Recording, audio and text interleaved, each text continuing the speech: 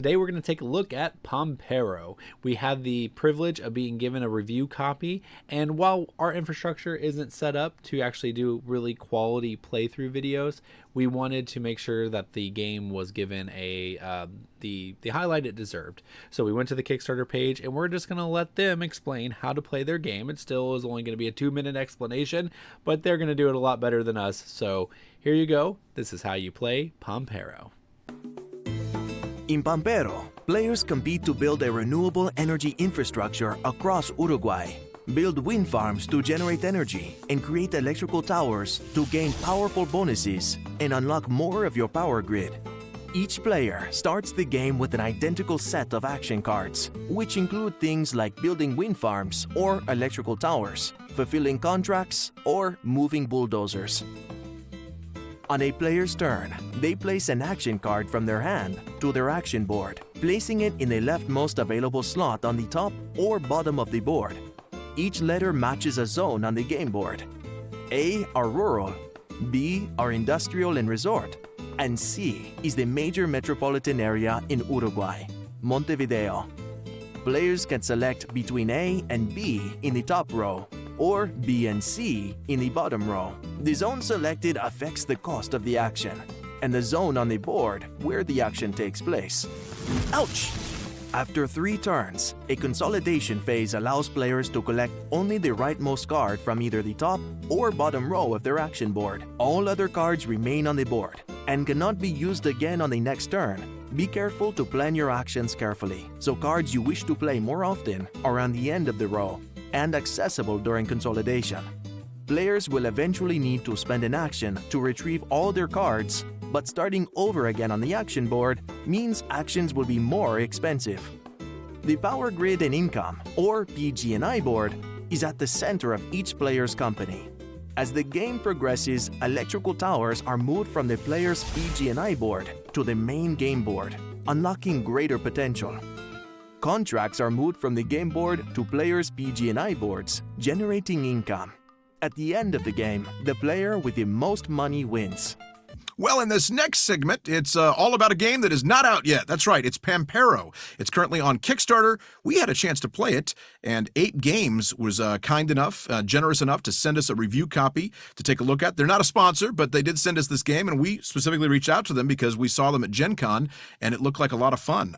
So I want to thank the folks there, including Kevin, who sent us the review copy, and in the future, we might get to do a little sit-down with the designer of the game. That would be one Julian Pombo. I'm probably not pronouncing his name completely incorrectly, and so forgive me, but that is who we're going to talk to potentially in the future. But first, let's talk about this game a little bit and tell you what we think about it. I was able to play 1 full playthrough, and as is the case with a lot of heavier games, during the explanation, I was kind of snoozing. I wasn't sure what I was getting myself into, and I thought, I don't know if I'm going to like this. But as it turns out, the more I played the game, the more it felt pretty good. I really enjoyed the mechanic of being able to play cards in different zones, an A, B, or C. And also, they cost more to play them in the different zones. So if you play a card in an A, it's going to be cheaper than playing it in a C. But the benefits of playing it in a C are much better. And I thought that was kind of a cool mechanic because you can choose at any time where you're going to play these cards and do different things. The question I had after 1 play is whether or not everything was as balanced as it should be. There was a little bit of concern with that. So in this game, you're placing windmills and power lines, and you're basically trying to run an entire country, the country of Uruguay, I believe, by wind power. And so interesting enough, early on, it can be pretty powerful. As it goes on and there's more strain on the system, you start to realize, maybe this wind power isn't all it's cut out to be, which I don't know if that was on purpose or not, but I thought it was kind of thematically kind of interesting, actually. But no, the question is are some of the power tiles balanced enough? Now, the way these things work is when you played power lines, you got to select 2 different power tiles. They have to be adjacent to each other, and there are duplicates of each one, I believe. And so some of them really teamed up well together if you got both of them. And so the question was, is that a little unbalanced? I almost think one of the solutions I thought I came up with that I don't know if you guys agree or not, but is that we make sure that those 2 tiles that can team up together really well aren't right next to each other when you place them out there in the grid. So that's just one question I have. But otherwise, I really liked how it came together. It seemed to have some new mechanics in it.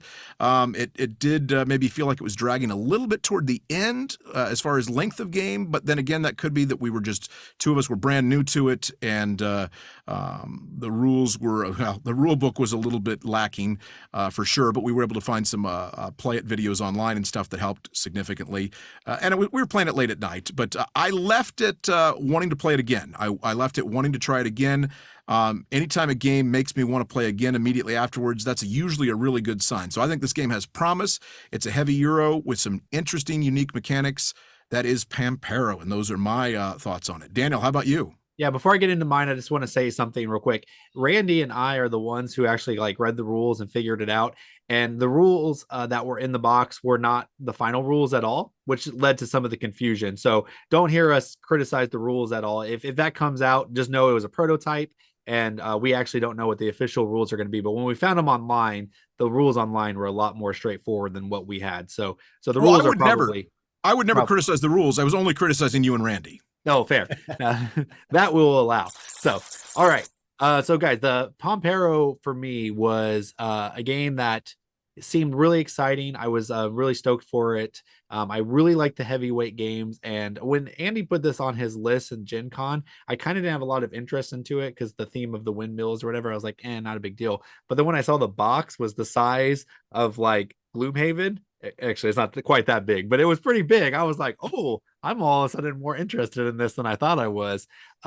So we got the game out and it looks beautiful. The double layer boards are wonderful. And then I started reading the rules, and the rules are really cool. Andy said it about the card lane mechanics where you play in the A and the B and the C. Really genius idea. I love that mechanic, and I want to see that in more games. It was a really fun thing about how long do I leave my actions on the board so I can get cheaper actions later, and when do I pull them off because I want to take this action again. So really great things there. But in the end, I did leave the game feeling a little like meh on it. And largely it's because the more times we played it, the more times we realized that there was probably a single strategy to go towards. We really had to emphasize the building the towers, because you had to build towers before you can build windmills, before your income can go up, and before you can get contracts on the board. Essentially, if you want to do anything in this game, you have to move up those contracts, which then tells you, or that you have to move up the towers, which says you have to build the towers.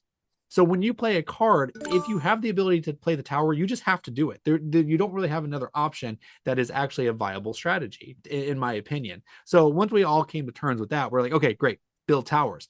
Well, now we're building towers, and now we realize that contracts, that solar contracts, are actually immensely more powerful than all the other contracts, because you get them when you play a tower. So if you play a tower and you get a contract, and that contract goes on your board, which gives you a bonus, and then that bonus moves up your income track, which also gives you a bonus, you have to take that action. Or I could build a windmill. I can build a windmill, which gives me 2 energy.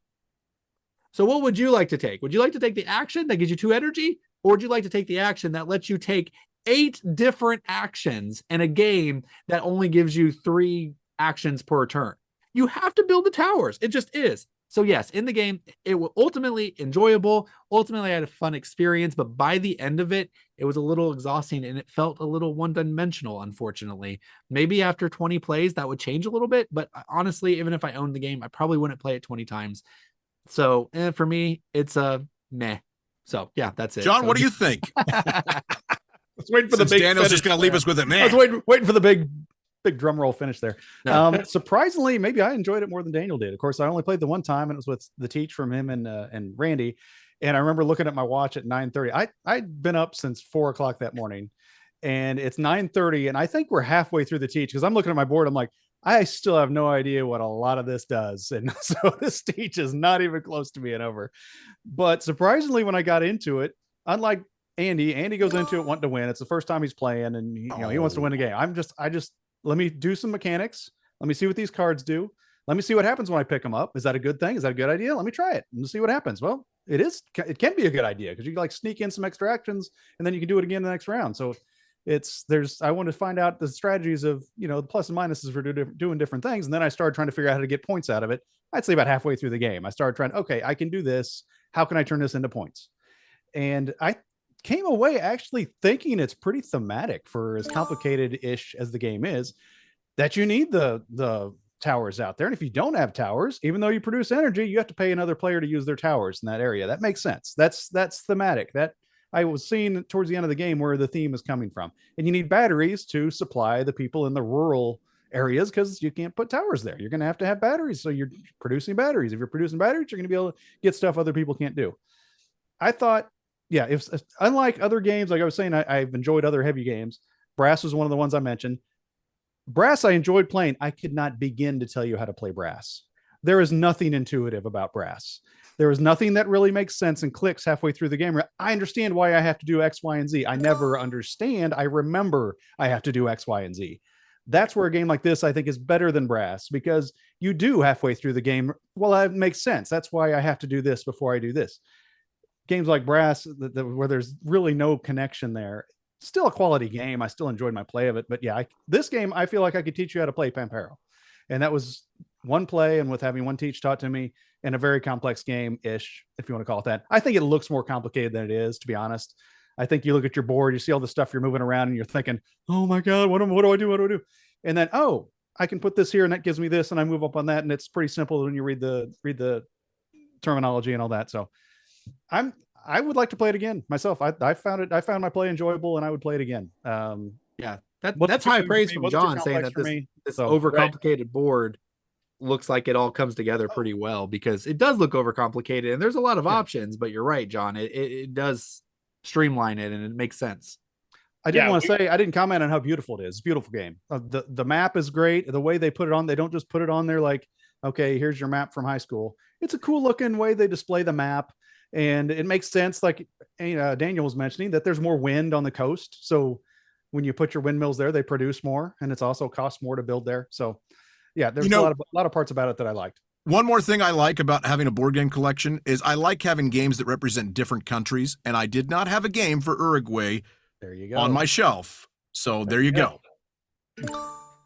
All right. So first of all, like when we first started talking about this game and seeing it for the board for Gen Con preview and stuff like that, this one couldn't have been farther off of my board because of how unbelievably complex the pictures looked. Like it immediately I wasn't surprised Andy liked it because it felt like Feast for Odin when he looked at it. It was just like crap everywhere, and you're like, what's going on here?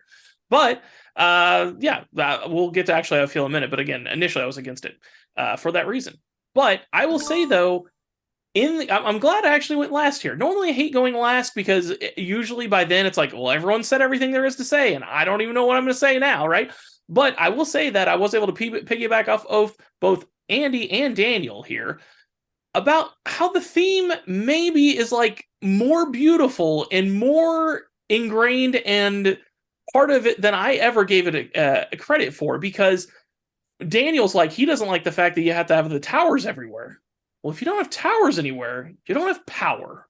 Okay, so you're intuitively, based on theme, forced to get all your towers out. Oh, okay, I can actually get behind that now that I think about it that way. And then the fact that Andy talked about how inefficient wind power is, because we all know it's actually a crapshoot. It's not useful at all. And in the game, I'm all about high economic games. That's not a surprise. That's how I like. I'm all about playing the games where on turn 4 you pay $5 for something that's going to return $1 over the next 4 rounds, which is technically a loss of $1, but it's worth it because of the way the build up the engine of games work. This one, it just tells you wind power sucks because you pay like $17 for something that's going to net you maybe $5 by the end of the game. And what? I don't even understand. The math doesn't make any sense.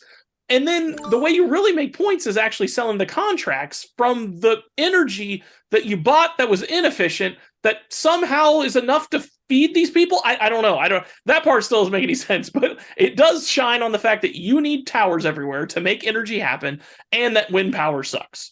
But in regards to the actual fun and play of the game, I liked it. Like it's weird. I've played it twice, and then talking with other people who've played it more, I talk about all these other guys around the table who've played it other times and their plays and different things.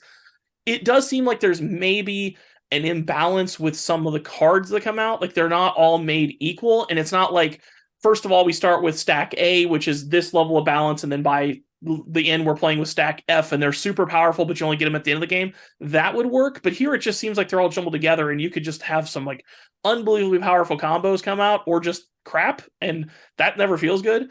So that particular part of the game is kind of like maybe could use some work, in my opinion. But the game as a whole, it's enjoyable. Like after I got done the first time, I was like, I'm not entirely sure how I feel about this game. I felt a little underwhelmed because of how inefficient the engine was. Like I was just like, I want to give this another game, but it was really ungratifying, like how inefficient the powerings, the engine building of the power was. And so I was like, this is weird, but I want to give it another try. And then by the end of the second, I was like, okay, I'm more okay with it because I understand how the game's going to work.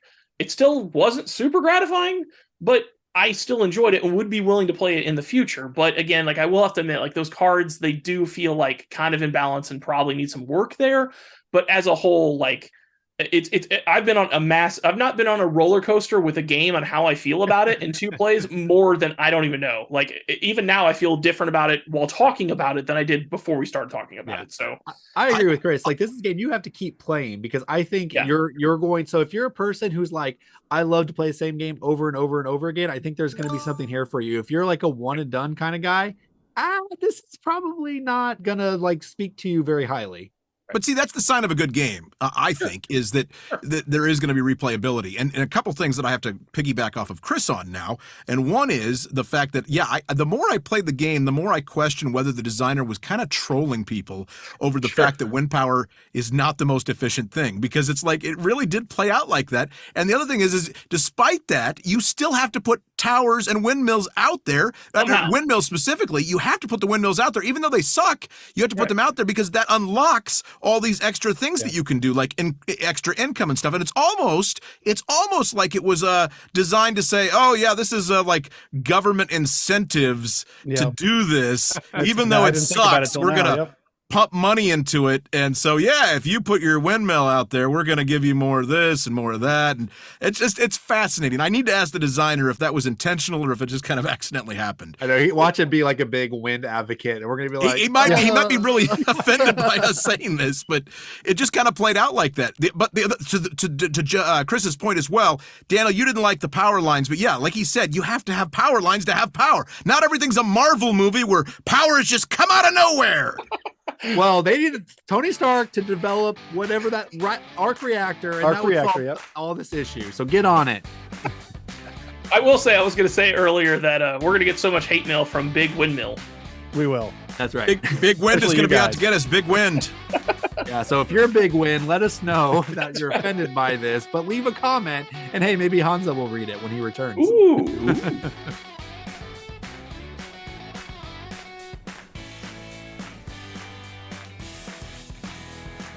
Thank you for watching this clip from Around the Board. If you'd like to watch the full episode, please click on the link down below. Around the Board is essentially a game show featuring 4 board game enthusiasts that discuss board game topics and news in a competitive format. Whoever wins gets to talk about whatever he wants at the end of the show. So please join us, won't you, Around the Board.